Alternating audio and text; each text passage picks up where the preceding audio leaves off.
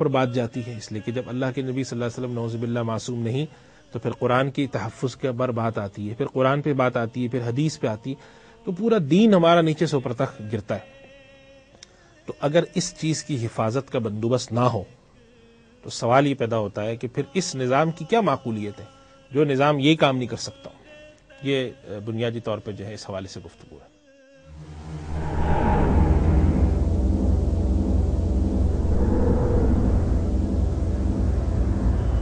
دیکھیں، یہ تو بالکل ایک ظاہری اور بدیہی بات ہے۔ ایک شخص ہے، میں جس کو کہتا ہوں کہ یہ کام کرنا غلط ہے، وہ آدمی سامنے سے جواب دو طرح کے دے گا۔ یا تو وہ کہے گا میں جانتا ہوں غلط ہے لیکن میں کرنا چاہتا ہوں، اور دوسرا آدمی دوسرا جواب وہ یہ دے سکتا ہے کہ یہ تو غلط ہی نہیں ہے۔ مسئلہ اس وقت آ کے یہ کھڑا ہو گیا ہے کہ دو تہذیبوں کے درمیان ایک بہت بڑا فرق آ گیا۔ ایک وہ تہذیب ہے جو کہ دین کو مانتی ہے، اللہ کے لائے ہوئے پیغام کو مانتی ہے، عملی طور پر اس میں وہ عمل کرتی نہیں کرتی یہ ایک الگ موضوع ہے، لیکن وہ مانتی ہے، اس کا ایمان ہے اس پر کہ یہ سچا دین ہے، آیا ہوا ہے، اللہ کا حکم ہے۔ اور ایک وہ تہذیب ہے جو کہتی ہے کہ یہ تو اللہ کا حکم ہے ہی نہیں، یا فرض کریں اللہ کا حکم ہے بھی تو ہم تو اللہ کو نہیں مانتے، جو ایتھیسٹ ہیں، یا نبی کا حکم تھا تو ٹھیک ہے وہ ایک زمانے تک تھا۔ اب جب ان دونوں میں اتنا بڑا فرق آیا اور وہ دین سے دور ہوتے گئے، تو جب دین ان کے اہم نہیں ہے تو پھر دین لانے والی ہستی بھی ظاہر ہے اہم نہیں، اور ان کی ذات کو آپ نشانہ بناتے ہیں تنقید کا تو بنائیں، ان کی ذات کا آپ تمسخر اڑاتے ہیں تو اڑائیں، ان کو کیا فرق پڑتا ہے۔ لیکن جب ہم اپنے دین کی بات کرتے ہیں تو ہمارے لیے تو سب سے بڑی ہستی، یہ بات اگر ہم کہیں تو اس میں کوئی مبالغہ نہیں ہے، جو حقیقت کا بیان ہے کہ ہم اللہ کا اللہ ہونا بھی تو نبی کے ذریعے پہچانتے ہیں۔ تو نبی کی ذات جو ہوتی ہے وہ دین کا سب سے اہم اور سب سے سینٹرک پوائنٹ ہوتا ہے۔ اگر نبی کو ماننے سے انکار کر دے تو خدا کا وجود، کتاب ہر چیز ہٹتی ہے۔ تو اگر آپ نبی کی ذات کو ایک خاص قسم کا تحفظ، آپ کی نبی کی عصمت کو نہیں دیتے، تو وہی حال ہوگا جو مغربی معاشروں کا ہوا کہ حضرت عیسیٰ علیہ السلام پر اور نبیوں کے پر انہوں نے موویاں بنائیں، نبیوں کو اس طرح سے دکھایا نعوذ باللہ کہ جیسے ہم عام لوگوں کو دکھا رہے ہوتے ہیں کہ وہ کچھ بھی کرتے پھر رہے ہیں۔ یہ پورا تشخص دین کا بدل دیا، لیکن ظاہر ہے کہ دین اس معاشرے سے نکلتا جا رہا ہے، بہت زیادہ نکل چکا ہے، ان کے صرف کچھ چیزیں رہ گئی ہیں، رسومات رہ گئی ہیں، تو ان کی ذات پر کوئی فرق نہیں پڑتا۔ لیکن جس معاشرے میں دین قائم ہو، اور اس معاشرے میں جا کر کہتا ہوں کہ اللہ کے نبی نے یہ کہا ہے، اور اس معاشرے میں ایک آدمی اٹھ کر کہتا ہے مگر اللہ کے نبی پر، فرض کریں کہ اللہ کے نبی پر جیسے عیسائیت نے فلم بنائی، اب اگر ایک آدمی جا کے حضرت عیسیٰ علیہ السلام کا پیغام کسی کو دیتا ہے کہ حضرت عیسیٰ علیہ السلام یہ کہتے ہیں، تو وہ آدمی سامنے سے سوال پوچھتا ہے مگر اس فلم میں تو ان کو ایسا دکھایا گیا تھا، آج میں ان کا حکم کیوں مانوں؟ یہ وہ فکر ہے۔ اور جہاں آپ نے ایک لفظ استعمال کیا کہ ہیومنزم جسے ہم کہہ لیتے ہیں، انسانیت، یہ ایک بہت بڑا دھوکہ ہے۔ انسانیت کی اس صورت میں بات مانی جائے کہ انسان کے کوئی اعلیٰ اخلاقی اقدار کو وہ لوگ جا کے حاصل کر رہے ہوں، وہ ان اخلاقی اقدار کو پامال کر رہے ہیں پر وہ معاشرہ اتر گیا ہے جو صرف اسلام کی بتائی ہوئی اخلاقی اقدار نہیں ہے، ہر دین کی بتائی ہوئی اخلاقی اقدار ہے۔ ہمیں اس بات کو ماننا چاہیے کہ بعض اخلاقی اقدار اس معاشرے نے ایسی اپنا لی ہیں جو کہ نہ کسی دین میں قابل قبول تھی، نہ ہمارے دین میں، نہ کسی اور دین میں۔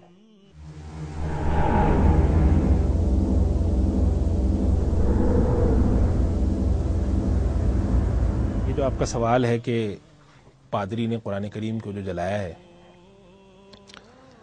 اس کے پیچھے کچھ لوگ ہیں یا نہیں ہیں؟ دیکھیں، معاشرے میں تین طرح کے لوگ ہوں گے، یا اس معاشرے میں تین طرح کے لوگ ہیں۔ ایک وہ لوگ ہیں کہ جن کی نظر میں قرآن کا جلنا یا نہ جلنا برابر ہے،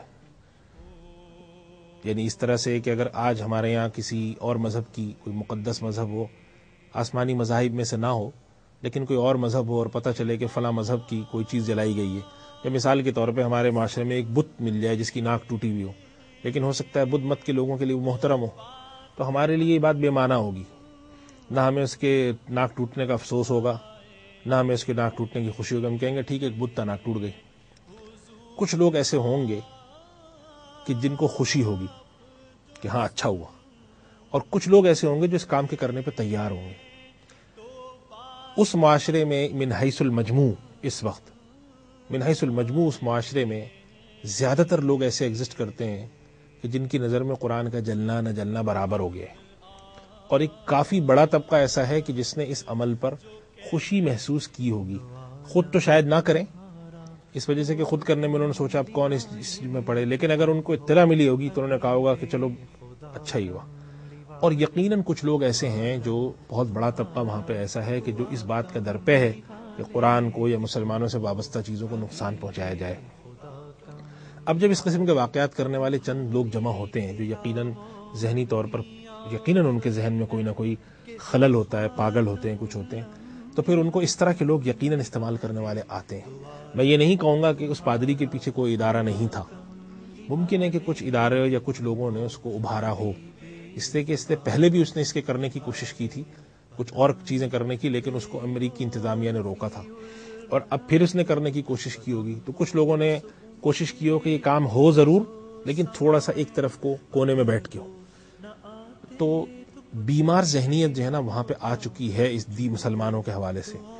تو اس بات سے انکار نہیں کیا جا سکتا کہ وہاں پہ یقیناً کچھ ادارے، کچھ افراد، معاشرے میں کچھ طبقات ایسے ہوں گے کہ جو اس چیز کے خاموش تماشائی بھی بنتے ہیں اور خاموش حمایتی بھی ہیں۔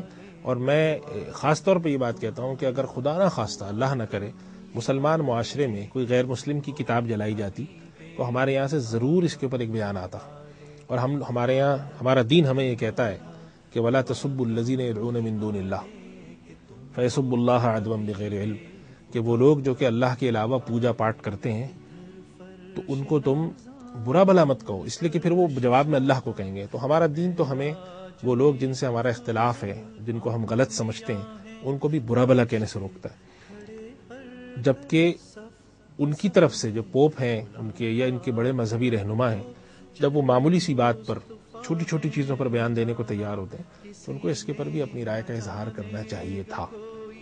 انہوں نے کیوں نہیں کیا؟ کہ ان کی ذہنیت بیمار ہے۔ اور دوسری بات یہ ہے کہ اس میں کوئی شک نہیں ہے کہ مسلمان معاشرہ اس وقت کافی شکست و ریخت کا شکار ہے۔ مسلمان معاشرے میں کافی خرابیاں ہیں، دیانت کے رخ سے، سیاست کے رخ سے، بہت کچھ ہے، لیکن ابھی بھی یہ معاشرہ کافی مضبوط معاشرہ ہے، خاص طور پہ سماجی معاملات میں۔ اور وہ معاشرہ اب اس وقت زوال کی طرف جا رہا ہے۔ زوال میں ہو سکتا ہے 100 سال 150 سال لگے، لیکن جا رہا ہے۔ اب جب وہ زوال کی طرف جا رہا ہے تو ان کی اخلاقی خرابیاں امٹ کے سامنے آ رہی ہیں کہ بہت ساری چیزوں میں اخلاقی معیارات جو دوہرے انہوں نے قائم کر رکھے ہیں، ان میں سے ایک معیار یہ بھی ہے کہ قرآن کریم کو جلانا یا قرآن کریم کی نعوذ باللہ توہین کرنا۔ یعنی کہ میں ہر چیز سے ہٹ کے سوال کرتا ہوں کہ اگر میرے پاس یہ کوئی شخص کہے کہ بھئی کل ہم جمع ہوں گے اور ہم خدا نہ خواستہ ہم ہندو مت کے کوئی کسی بت کو توڑیں گے یا ہم بدھازم کی کسی اور چیز کو جلائیں گے، تو ہمارا موقف یہ ہوگا کہ بھئی اس کی کیا ضرورت ہے؟ اگر کوئی علمی گفتگو کرنی ہے تو ویسے کرتے ہیں، لیکن اس کی کیا ضرورت ہے کہ ہم جائیں اور ان کی چیزیں توڑیں تاڑیں اور جلائیں تاکہ ان کو تکلیف پہنچے؟ یہ خاص طور پہ اس طرح کے طبقے تیار ہو رہے ہیں، اور ظاہر ہے کہ شکست اتنی آسانی سے تو قبول کوئی کرتا نہیں ہے۔ تو شکست قبول کرنے سے پہلے وہ تمام طرح کی چیزیں کرنا چاہتے ہیں۔ جہاں تک اس بات کا سوال ہے کہ پاکستان کی پارلیمنٹ نے صرف کیوں کیا، مجھے نہیں معلوم کہ باہر کی دنیا نے کیا ہے یا نہیں کیا۔ ممکن ہے کہ یہ چیزیں وہاں پہنچنے میں وقت لگے۔ آپ کو یاد ہوگا کہ ناروے میں جو کارٹون بنائے گئے تھے تو پاکستان میں وہ کافی دیر سے اطلاع پہنچی تھی، عرب معاشروں میں پہلے پہنچ گئی تھی، اس لیے کہ وہاں پہ فرانسیسی اخبارات تھے وہ، تو فرانسیسی اور وہ جس زبان میں وہ اخبارات شائع ہوتے تھے تو عربی زبان میں اس چیز کا ترجمہ ہو کر فوراً آ گیا۔ لیکن پاکستان کا چونکہ ایکسس نہیں تھا وہاں تک، پاکستان میں تھوڑا نسبتاً دیر سے پہنچی یہ خبر۔ ممکن ہے کہ عرب معاشرے میں خبر ابھی پہنچی نہ ہو، وہاں کے اخبارات اس قسم کی خبروں کو عام طور پہ اپنے یہاں جگہ ہی نہیں دیتے، اس لیے کہ یہ تو ویسی خبر ہے ایک پاگل آدمی نے اور ایک بہت ہی وحشیانہ اور جسے ہم کہتے ہیں خبیثانہ حرکت کی ہے، تو اس کو کیا جگہ دینی۔ ممکن ہے کہ وہاں نہیں پہنچی، لیکن ایسا نہیں ہے کہ وہاں پر اس کا احتجاج نہ ہوا ہوگا۔ اگر اطلاع پہنچ جائے گی تو وہاں پر بھی لوگ اس کے لیے کھڑے ہوں گے۔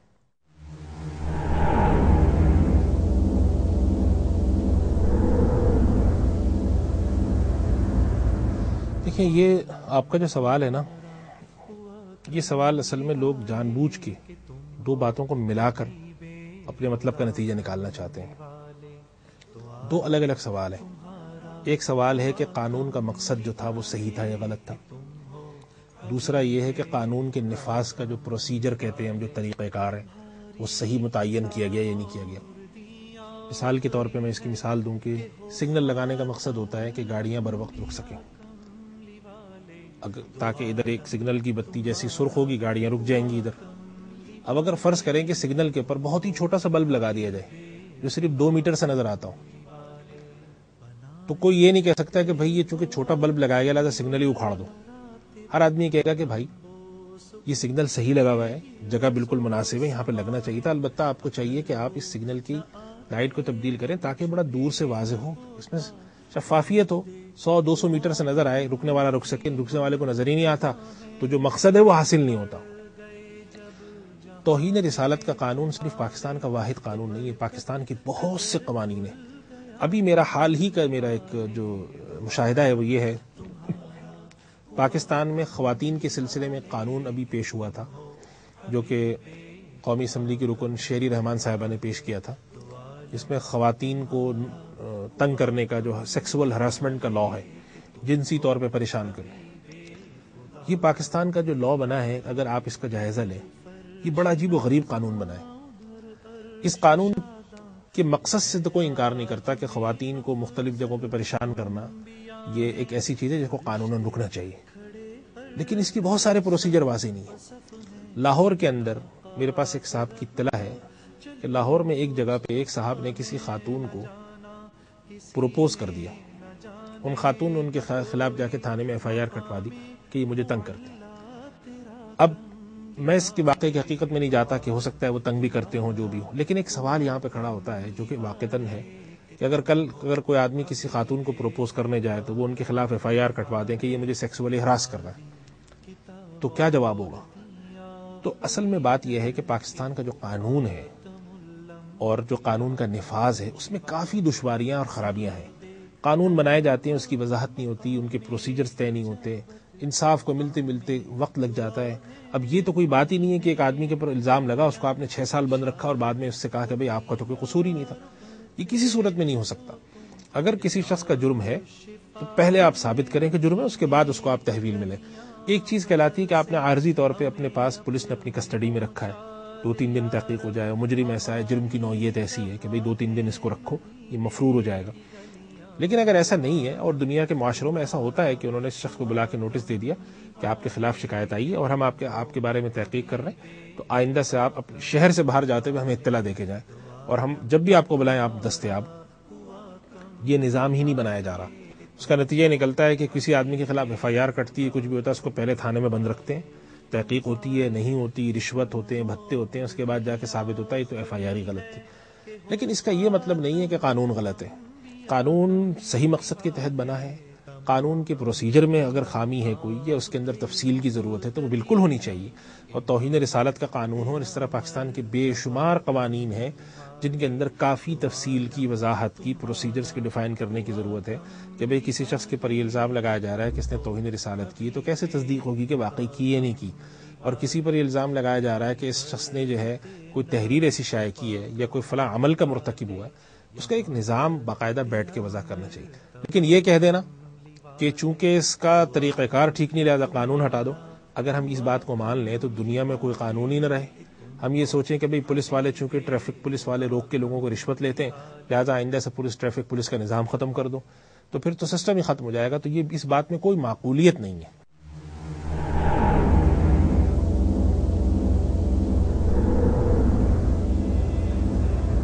میرا خیال ہے کہ دیکھیں توہین رسالت کے قانون کے اندر یہ بات پہلے طے ہونی چاہیے کہ فقہاء کرام نے اس میں تفصیل لکھی ہے کہ ایک آدمی نے اگر توہین کی ہے تو توہین وہ کس وجہ سے کر رہا ہے، کہ کیا وہ شخص مرتد ہو رہا ہے یا کیا عمل ہے. پہلے یہ دیکھا جائے کہ اس نے توہین کس معنی میں کی، کیا کی. اگر توہین ثابت ہو جائے تو پھر اس کی سزا سخت ہونی چاہیے. یہ 5 سال 10 سال یا وہ یورپ کی طرح جو ہے کہ $500-600 دو اور جو چاہے کرتے پھرو، یہ مذاق ہوتا ہے، یہ سے کوئی سزا نہیں ہے. سزا ایسی ہونی چاہیے کہ سامنے والے کو پتہ چلے کہ یہ غلط کام ہے. لیکن اس سے پہلے کہ جو سارے پروسیجر ہیں، ایک شخص کے خلاف شکایت جاتی کہ اس نے توہین رسالت کی، تو پہلے اس کا کوئی نظام رکھا جائے کہ محلے کے لوگ اس کے اندر رکھی جائیں یا کوئی بھی جس طریقے سے پولیس اور سٹیزن پولیس لائزن کمیٹیاں بنتی ہیں ان کے درمیان ایک کوارڈینیشن ہوتا ہے. کوئی ایسا نظام بنایا جائے جس کے اندر پہلے تحقیق ہو کہ بھائی اس شخص نے واقعتاً توہین رسالت کی ہے، اس عمل سے یہ ہوتی ہے، اس شخص سے وضاحت طلب کی جائے، کچھ سوال کیا جائے، اور اگر ثابت ہو جاتا ہے یہ کوئی ایسی چیز سامنے آتی ہے تو پھر اس پہ ایکشن لیا جائے. لیکن میرا اپنا خیال یہ ہے کہ جان بوجھ کے اس قانون میں کچھ چیزیں ایسی چھوڑی گئی ہیں جس کے نتیجے میں اس قانون کی نفاذ کرنے میں مشکل ہوگی اور لوگوں کی طرف سے رد عمل آئے گا، لہذا قانون ختم ہو. اس قانون کی وضاحت کر کے پروسیجرز کو ڈیفائن کر دیا جائے، لیکن سزا کو اور ان چیزوں کو اپنی جگہ پہ وہیں رکھا جائے. Who is the Lafan?